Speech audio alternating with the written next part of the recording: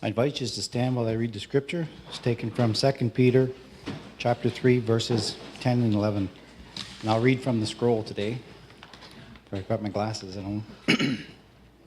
But the day of the Lord will come like a thief. The heavens will disappear with a roar.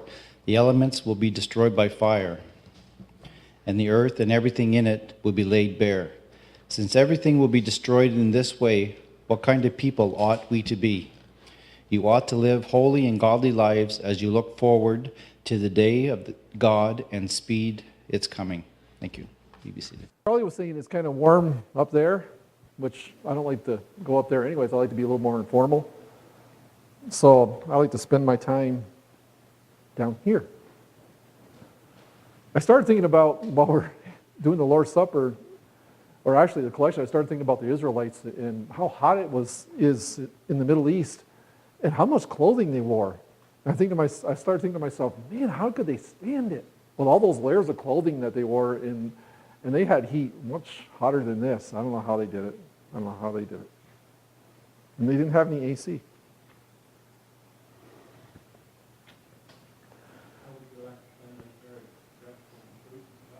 Nope, no suit and tie on this guy. I'd like to tell something that happened to me about a week ago from yesterday. As you know, I don't know if maybe you don't know, Nathan's getting married in September 28th. He's getting married to a really, really nice girl. And her bridal shower was last Saturday. So I kind of wondered myself what I was going to do. It was the first day of my vacation, so I was kind of wondering, well, what am I going to do? Well, when we got there, after we finally got there, after trying to find the place and getting lost a little bit, we got there and Nathan was waiting. And he said he was stealing me for a while. And I said, cool. Didn't know it right offhand where we were going. But come to find out, we're going someplace that I've never been before. And that's a golf course. I had never played golf in my life. I've watched people play it. I get bored watching people play it. But I have never played it myself. So I thought, well, this is going to be really interesting because I'm going to embarrass myself like crazy. I really am. I thought to myself, because in the past, I tried to hit a golf ball before, and it went 20 feet, 30 feet. Sometimes it didn't go at all. Sometimes I went boom, right over top of the ball. So I didn't know what to expect. So we got to the golf course, and he's got his own set of golf clubs. He's hit a hole-in-one before, so I'm going, great. My son is going to show me up. I know he's going to show me up, which is something every father looks forward to, right? Well, I get up there, and he hits the ball, and it takes off, and it goes way, way down the first hole. And I'm looking at that going, okay. So I get up, and I got the driver, right? And it's a lot lighter than I thought it was going to be. And I'm sitting there going, oh, I thought this would be heavier. I wanted it to be heavier, So I get up there, and I'm going like this, and I'm doing, of course, you're supposed to do this, right? Because that's what they do on golf, on TV. So I'm going like this, and I told him, I said, see what I'm doing? See what I'm doing? Pretty good, huh? So I felt really professional this time. So I wound up, and I hit it. It took right off. And I'm looking down the course going, whoa. And the ball's just going, wow. And it went straight. It went straight down the golf course and landed way, way down. I was so excited, I was going to run to the ball. And all of a sudden, Nathan looks at me and goes, cart? Golf cart? I said, oh yeah, oh yeah. So I get in the cart, and we head out, and we get to the ball, and I'm looking back to where I hit it from. I'm going, really?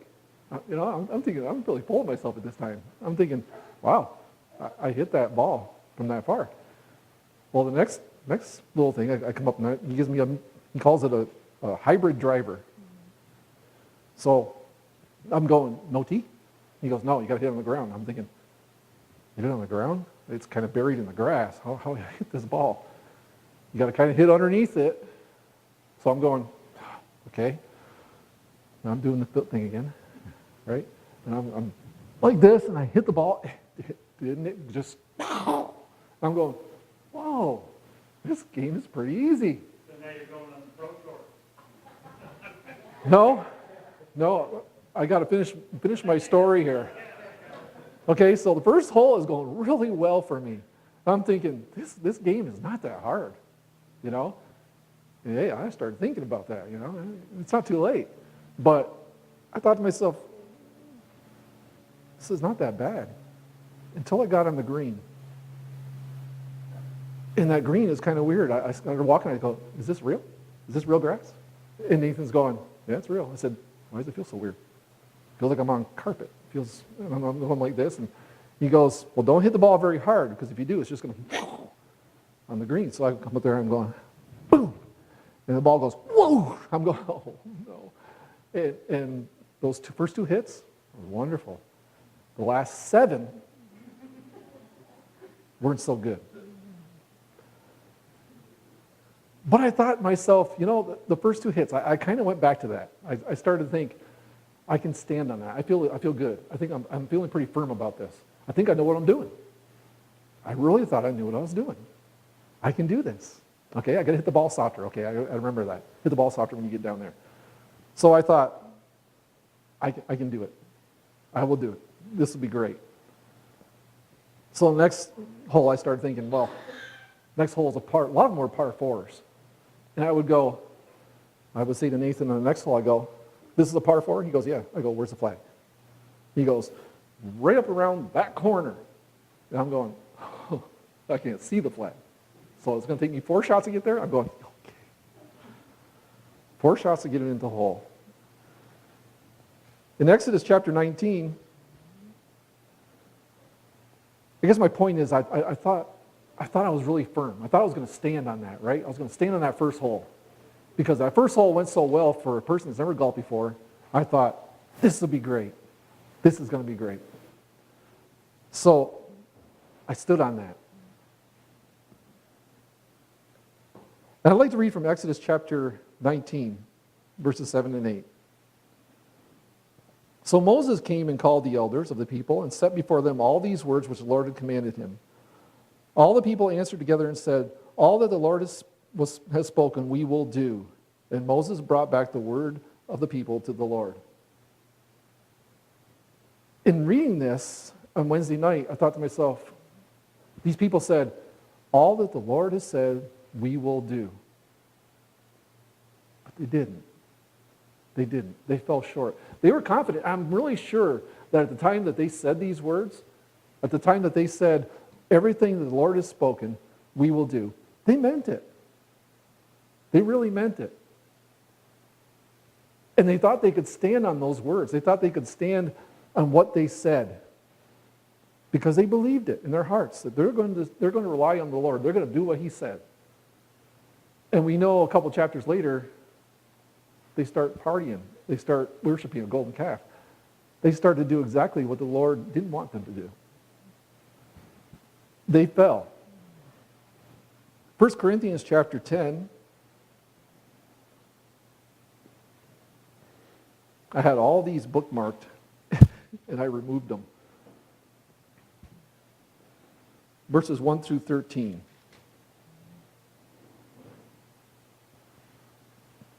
For I do not want you to be unaware, brethren, that our fathers were all under the cloud and all passed through the sea, and all were baptized into Moses in the cloud and in the sea. And all ate the same spiritual food and drank the same spiritual drink, for they were drinking from a spiritual rock which followed them, and the rock was Christ. Nevertheless, with most of them God was not well pleased, for they were laid low in the wilderness. Now these things happen as an example for us. So he's talking about all these people back when we just read in the Exodus. Okay? God wasn't pleased with them because they didn't live up to what they said they were going to do. They didn't live up to, we will do everything the Lord has said. And these things happen as an example to us, so that we would not crave evil things as they also craved. Do not be idolaters, as some of them were, as it is written. The people sat down to eat and drink and stood up to play. Nor let us act immorally, as some of them did, and 23,000 fell in one day. Nor let us try the Lord, as some of them did, and were destroyed by serpents. Nor grumble, as some of them did, and were destroyed by the destroyer. Now these things happened to them as an example, and they were written for our instruction, upon whom the ends of the ages have come. Therefore, let him who thinks he stands take heed he does not fall. I'm on that golf course, and I really was full of myself in that first hole. And I thought, this isn't bad. I can do this. And I felt pretty puffy at the moment.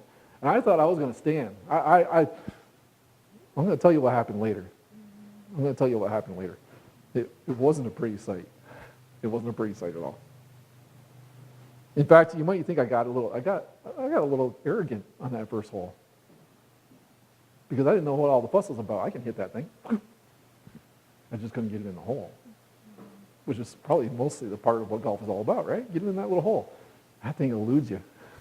It really does. And keeping on reading in 1 Corinthians chapter 10. Now these things happened to them as an example, and they were written for our instruction, upon whom the ends of the ages have come. Therefore let him who thinks he stands take heed lest he fall. No temptation has overtaken you, such as is common to man.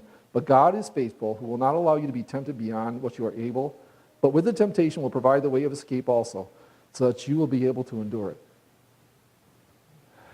The way of escape. My way of escape is when Nathan said we got to go. I just went, that sounds like a good idea. And I'll tell you why in a little bit. But the thing is, I got a little proud of myself. I got a little bit cocky, a little bit arrogant. And really, the arrogance was very short-lived. In 1 John chapter 2, verse 15 and 7 through 17. Do not love the world nor the things in the world. If anyone loves the world, the love of the Father is not in him. For all that is in the world, the lust of the flesh, the lust of the eyes, and the boastful pride of life, is not from the Father, but is from the world. The world is passing away, and also its lusts, but the one who does the will of God lives forever. My thinking on that day was all wrong, because I felt a little cocky. I felt a little arrogant. I thought to myself, this isn't that hard. And sometimes I think we can get that way in life. We think to ourselves, this is easy. This is not something that's really hard. But the Christian walk is something that at times can be very difficult. And we have to be humble. And as it says in this scripture here that we just read, the boastful pride of life, it's not from God. That's something that we have to deal with and we have to control. And I'm reminded of Adam and Eve. These very things, the lust of the flesh, the lust of the eyes, and the boastful pride of life, is described in Genesis way back then when they partook of the fruit that was forbidden. Because, see, it was one to make one wise. That's the boastful pride of life. It looked good to the eyes, plus it was good to eat. The lust of the flesh, the lust of the eyes, and the boastful pride of life.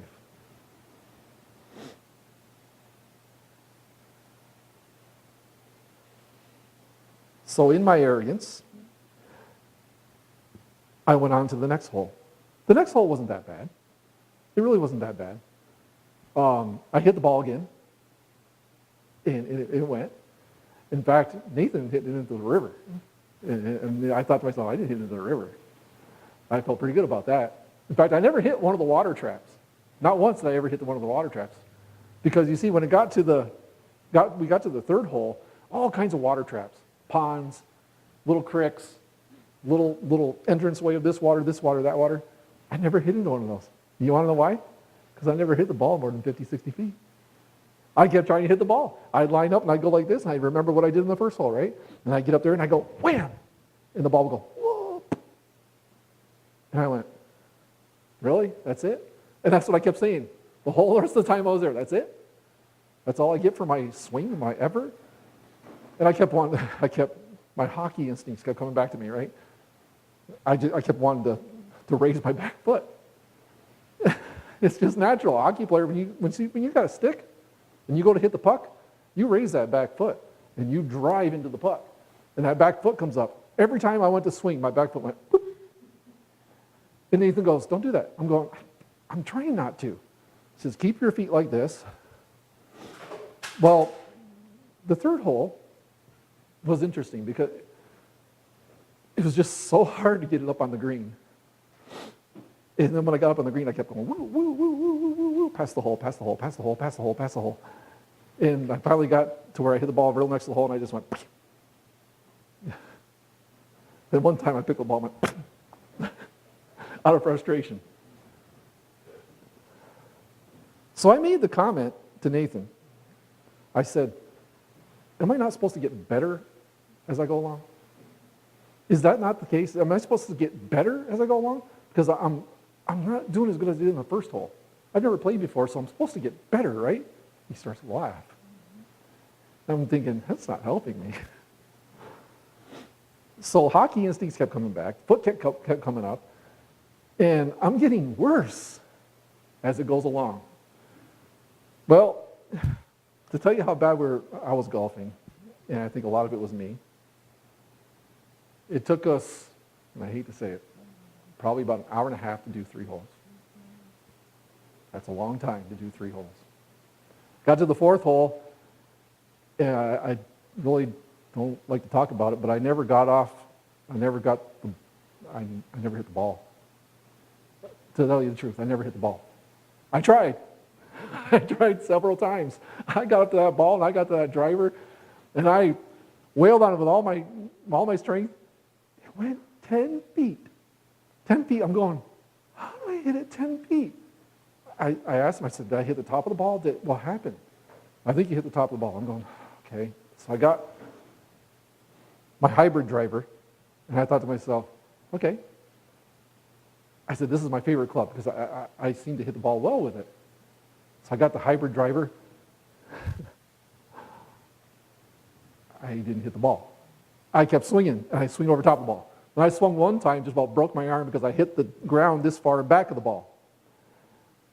And I looked at Nathan, I thought to myself, am I going to break your club here? I kept trying to swing and hit that ball, and I couldn't hit it. I tried, I think I was 20 over par, 20 over par on that hole. I never got the ball more than 30 feet away from the tee. I just kept trying, and the ball just didn't go for me. And I turned around, and I looked at him, and I said it again. I said, am I not supposed to get better at this?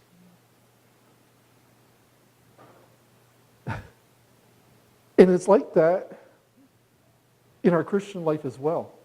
And I think everyone here can say they experienced this very thing. That you go along your Christian walk, and suddenly you feel like you hit this sand trap. Or suddenly you feel like you knocked the ball in the water, and you can't get it out. You can't hit the ball out of the sand. And you think to yourself, am I not supposed to be getting stronger in the Lord? Am I not supposed to be getting more faithful? Am I not supposed to be being filled with more of the Spirit at my life right now? And we turn to the Lord and say, am I not supposed to be getting better at this? And I think we've all hit that sand trap. We've all hit that rut where we think we're not going anywhere. We're not hitting the ball more than 10 feet. We're not experiencing and living the life in which we think we ought to be living at this time. Because I've been doing this for a long time. I'd only been playing golf for an hour and a half. But in my Christian walk, I've been going at it for 30 plus years. And I think to myself, shouldn't I be hitting the ball a lot better? Shouldn't I be living a life that is much closer to the Lord than what I am? And I think we all go through it. We all go through it where we feel like we are stagnant, or we're not growing.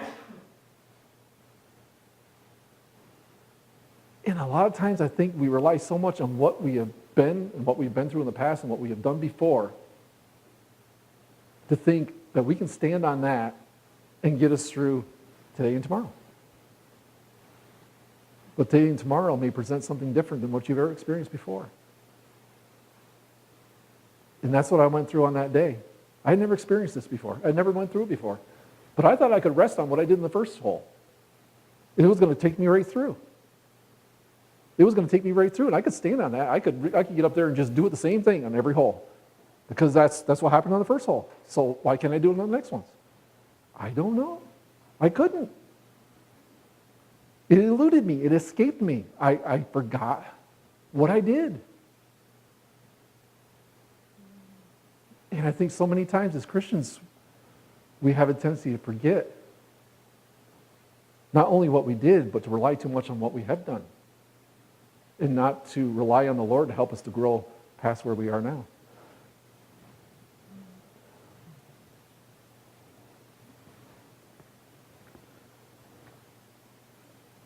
Matthew chapter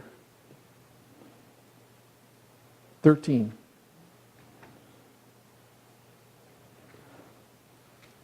I like to ask the question, what kind of soil do we think we are?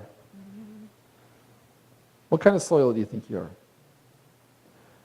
Matthew 13, starting with verse 3. And he spoke many things to them in parables, saying, Behold, the sower went out to sow, and as he sowed, some seeds fell beside the road, and the birds came and ate them up. Others fell on the rocky places where they did not have much soil. They immediately sprang up because they had no depth of soil. But when the sun had risen, they were scorched, and because they had no root, they withered away. Others fell among the thorns, and the thorns came up and choked them out. And others fell on the good soil and yielded a crop, some 100-fold, some 60, and some 30. He who has ears, let him hear. I ask myself, am I that good soil? Because I seem to go from different soils a lot. I seem to be where I'm thinking I'm really the good soil. And I feel like I'm springing up 100-fold, 60-fold, 30-fold. And other times I feel as if I'm part of that rocky soil, where the feeling I had in the good soil doesn't last. And I feel like I got to start all over again. We go through phases of growth. We really do go through phases of growth. At one point, there are times when we experience things and we go through things where we feel like we're staying on top of the world. And it's all there for us, and we understand it. And we feel so strong. And then there's a point that comes along when we hit a sand trap. And we feel like we have to start again. But the amazing thing about it is, when those days when you hit the sand traps, those days when you hit the ball in the water, it's when you're growing the most. That's when the Lord is really making you what you need to be, how strong you need to be. We read those scriptures earlier that talk about, that Steve read, about the end time, about the time that is coming in 2 Peter chapter 3, that is coming as a thief. And it concluded, the section he read, in what kind of people have we ought to be? What kind of people do we need to be? And it talked about hastening the day of the Lord. And what is that? That means basically it could be tomorrow. It could be tomorrow. So what kind of people have we ought to be? You know, the funny thing about that golf course thing is that I want to get back out there and do it again. I never thought I would golf in my life. I really didn't. I didn't think it was for me. But now I want to do it again. And you know why? Because I want to do it better. I want to do it better. Because my last experience on the golf course was not my best. Because I couldn't hit the ball. But you know what? I want to sometime get up there and do it again. And I don't mean not hit the ball. I mean, I want to get up there and do it again as far as getting better. That's my desire, to get better. And that should be our desire as Christians as well. Thank you.